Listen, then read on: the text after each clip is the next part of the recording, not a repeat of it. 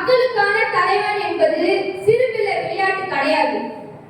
அது எப்படிப்பட்டதோர் உயர்ந்த நிலை, அது எப்படிப்பட்டதோர் உன்னதமான நிலை, அதை யார் யாருக்கும் எடுத்து கொடுக்கறதுக்கு இந்த மக்களுக்கு எப்படி மனசு வருதுன்னே தெரியலங்க. கேட்டா என்ன சொல்றாங்க, ஏங்க நாங்க பரம்பரை அந்த கட்சியில தாங்க இருக்கோம், எங்க தாத்தா தான் இருந்தாரு, எங்க அப்பா தான் இருந்தாரு, அதனால நானும் அதை தான் இருக்கேன் அப்படிங்கிற மாதிரி தான் எல்லா மக்களுமே அதான் சொல்றாங்க. கரெக்டா?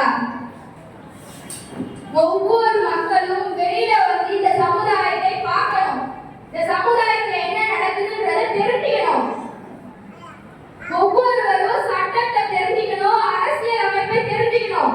அப்பதான் வந்து ஒரு நல்ல தலைவனை தேர்ந்தெடுக்க முடியும். கரெக்ட் தானேடா?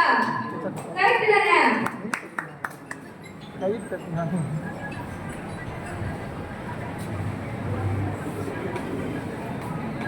இப்ப பாத்தீங்கன்னா